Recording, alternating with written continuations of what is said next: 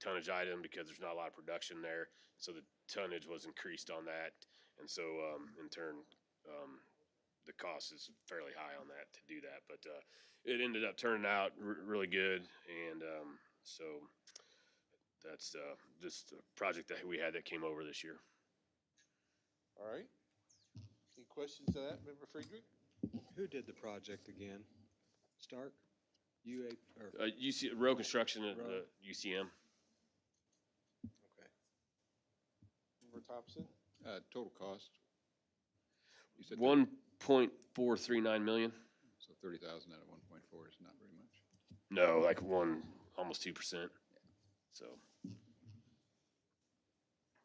All right. Anybody else? Okay. So then we're ready to other business and communication. Again, Jerry had something he needed to bring up on that. So I think during the budget process, we talked about our tandem trucks, and we were thinking that it was going to be difficult to get. We were actually planning on three trucks, and so we've been talking to the vendors, and sometimes they had told us they'd get one truck. They're thinking three. And so I got a call from Kenworth yesterday, or Central Illinois Trucks, who is Kenworth dealer, and that's the trucks we've been buying the last 3 to 4 years. And so they had 2 slots open up for the first quarter of 2022. So we wouldn't be able to necessarily bid the trucks, but it would be through it's through like it's called Sourcewell, and it's a third party company that does a lot of the bidding and RFP process for local governments and nonprofit organizations, and so a lot of other counties use it. And so, in order to do that, we need to take we need to have a stand-up meeting on December 16th to get this approved and get it going before they give the slots to somebody else. And so, basically, we'll have all the information at that time. We do have the price established. It ends up being, we're also trading in 2 trucks, but the total price is 2% above what it was last year. So I think we were like 149,000 last year on 2 trucks, and the same 2 trucks with the trade-ins was like 152,000. So we're kind of in the ballpark where we figured. Right now we're only getting 2 at this point. If there's a third one that comes available, we might go that route. But we thought we needed to jump on this and to at least get in the queue and get them when we need them. And hopefully they'll be coming in June and July, and then we can do all our work that we need to do to get them ready for snow plowing. So this will be a good thing, and so just kind of want to give you information about that. Member Friedrich? How many total trucks do you have, single axle or tandem, in your fleet total? So we don't have any single axle. We do have 2 1-tons, I guess, and then we have 19 tandems. Okay. So, yeah. So we run them 18 of them during the snowplow, and then we have 1 that's a backup. Okay. The average miles of our oldest one, I assume that you kick the oldest out. Most of the time, unless we're having problems, like where we had problems with the internationals on the emission side, we might have got rid of those a little sooner. But I think the 2 trucks we're trading in, one was around 100,000, one was around 90. Okay. What's that? Not with electronics. And that's a real problem. That's a real problem. I mean, if we have some of this extending out, can we request them that these are emergency vehicles and they do not need electronics and all that stuff, degens, and that's a real problem. It's a problem for us on the farm, and I know it's a problem for you and big fleets. Right. And these are emergency vehicles. I don't think so, because it's something that's EPA regulated, and so I don't think there's any way around it. I know, I'm dreaming. So do you feel that, to me, a 2% increase is pretty good? I don't know, am I missing something? No, I would say so as well. I mean, I think I wasn't sure, but I think that Sourcewell, it's basically they're bidding the same truck we're bidding. that we would bid out. It's just they're taking care of basically all the legwork. And I know like Cat and John Deere have done it, and we've talked to them about it. We just never went down that road since we've already kind of got the bid process and packets already established. It's just easier for us to kind of go through the bidding process. But here, I think it's going to benefit us to go do the source well and get the type of truck we actually want.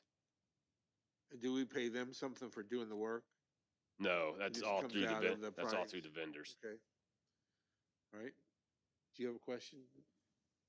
I just wanted to make a statement, if I may, Chairman Solner, that the reason that we wanted to bring this to your attention today and other business was that, number one, the need for the stand-up, and we wanted to have the discussion and answer any of your questions here today so that the stand-up was quick and understandable, much in the frequency that we would have a stand-up session.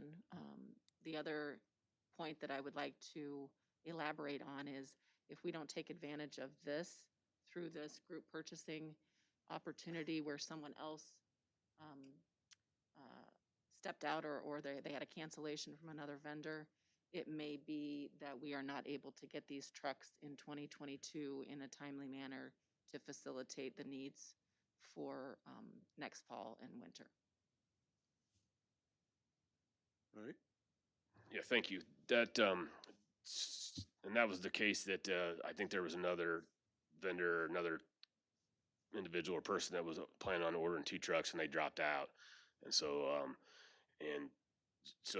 Central Illinois Trucks, we've been talking to them for, I don't know, it seems like a month to 6 weeks or better, trying to figure out what's going on, when should we bid them, what are we going to be able to get 2, 3, and so they said that they had somebody drop out and allowed us to, kind of slide into those slots. Good deal. All right. I have just one more. Yeah. I completely agree with this. Not only is this on like the governmental side, me privately as a farmer, we're booking stuff a year, 2 years out just to get a slot open. John Deere just went on strike. They settled and it bumped things back. So we're also doing this. So this isn't anything new. And we take advantage of that. Yeah, put us in that slot, and we'll work around it. So it's real. All right.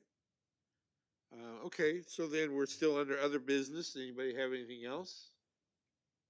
I was gonna ask just briefly if there's any progress on the Sapphire Sky Wind Farm negotiations with their local road commissions. Do you know if they're making any progress? Yes, they have the road use agreement signed with good. both Bellflower and West Township, and so they're today. Actually, the wind farm company, White Construction, started doing some of the work on Route 136, putting in access roads and entrances for that. I think they've even dug a couple foundations. They're not where they're pouring mud mat, what they call mud mats, where they basically just get a platform to work on, where they can set the rebar and everything. I don't think they're gonna pour any actual concrete foundations this year, and they're not gonna tear up any township roads until the spring. So I think they are gonna install some entrances off the township roads just to get, just try to get out ahead. I think they're gonna do that in West Township on some roads.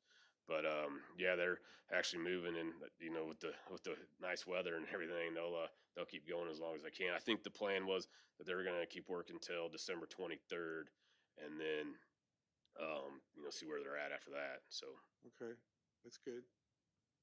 All right, and then the other question I had, I believe in the past we agreed to, because we had a canvas or something from one of our canvas huts. We were talking about building another one. Were you gonna try and do that here before winter? no, it wouldn't be done this year. We'd Okay. probably look at going next year. And so I'm trying to weigh whether we want to, because the idea was to kind of get some of our equipment out of the elements. And so I'm looking at the cost as far as versus the canvas open air thing versus more like a closed actual brand new building. Right. And so I just kind of need to look at getting into the cost of Okay. everything and seeing what we can do and see where we got room to put it. Okay. All right. Member Thompson? As far as where you're putting it, are you referring to the lot to the east or there at your current location? Which you probably don't have space, but you'd have to expand, but I'd like to put it at our current location just because it's just going to have equipment sitting in there and, it's behind the lock gate, more secure. And it's a lot handier. yeah, it'd be easier for us to, to get it as we need it or type stuff. So, Would be a situation you might have to expand lot size or if that's, well, that'd be ideal, but I don't, I think we did look at that. I want to say like 5 to 10 years ago, but the price of the land was pretty substantial around there. But, I mean, we could at least revisit it maybe. I would encourage you to look at all options, whether or not it's viable or not, we can always determine that, but. Sure. Okay. I mean, this is a long-term play, not a, Right. so. Yeah, thank Right. you. Yeah, I agree. I was thinking of that too. Out there on Route 9 East where the bulk stockpiles are, you ever considered of setting a shop up there? And I know it's remote, but you got a lot of space there. Right. I'm not sure what. Yeah, because I think the original plan was for the whole highway department to move out there at one time. I don't think that's necessarily going to happen. But yeah, I mean, we could. I don't. We could, I guess, but I think it'd just be more handier to have everything all in one complex. We could, get the equipment in and out as needed, and that type of thing. Member Klein? So this is a question, I guess, as much for Administrator Taylor as for you, Jerry. Do we know anything about these, the big infrastructure bill law that has passed? Whether, maybe there's some funding coming from that could facilitate expanding your footprint there and safety. I don't know. Do we have any information about what might be coming? We are gathering information right now on the infrastructure bill and have had 3 or 4 individuals reach out to us to express interest in their projects moving forward. And so we are evaluating and analyzing, and we'll have to bring something back to the board for approval. So in other words, we don't know what our number is going to be yet, but Not yet. but that might be something to hold in reserve for, because it seems like it would be appropriate, expansion for infrastructure for the highway department to be able to make a big building to protect the equipment. There are several ideas out there. Mhm. All right. Anybody else? Okay, if not, I think we have our business done. Meeting is adjourned then. Thank you all for coming.